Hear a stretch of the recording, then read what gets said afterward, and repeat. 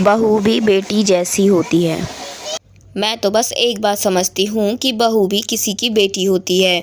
बहू को बेटी बनाने के लिए सास को भी माँ बनना पड़ेगा, उसकी भावनाएं समझनी होंगी। हम चाहते हैं कि हमारी बेटी को उसके ससुराल वाले बेटी जैसा प्यार दे, तो अपनी बहू को बेटी समझने में दिक्कत क्यों। दोपहर में गपशप के इरादे से विमला जब सुमित्रा के घर आई तो देखा वह काम में व्यस्त थी। धीरे से झाँक कर देखा तो कमरे में बहू चादर तान कर आराम से सोई है। क्या ज़माना आ गया है, बूढ़ी सास आराम करने के दिनों में बेचारी काम में लगी है और बहू चादर तान कर आराम से सो रही है। विमला ने आंगन में सूखते कपड़ों, सूखे कपड़ों के ढेर और धुले बर्तनों की तरफ देखते हुए मुंह बिचका कर कहा, ऐसा नहीं है, बहू की तबीयत ठीक नहीं है, वरना तो वह मुझे कोई काम नहीं करने देती।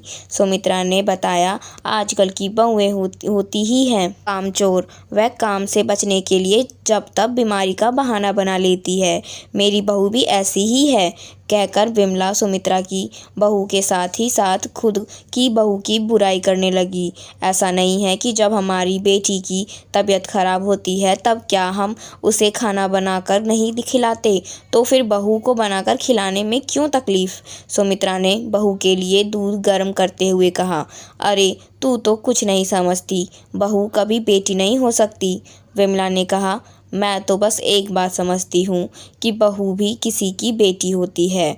बहू को बेटी बनाने के लिए सास को भी माँ बनना पड़ता है, उसकी भावनाएं समझनी होंगी। हम चाहते हैं कि हमारी बेटी उसके ससुराल वालों बेटी जैसा प्यार दे, अपनी बहू को बेटी जैसा समझने में क्यों दिक्कत। कहते हुए सुमित्रा दूध का गिलास लेकर बहू के कमरे की ओर बढ़ जाती है।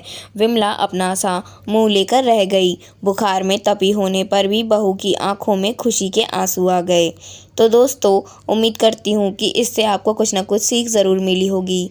इस वीडियो के माध्यम से हम आपको अच्छी जानकारी ही देते हैं और अच्छे विचार प्रकट करते हैं। तो दोस्तों, आज की वीडियो में बस इतना ही। मिलेंगे नई वीडियो में नई कहानी।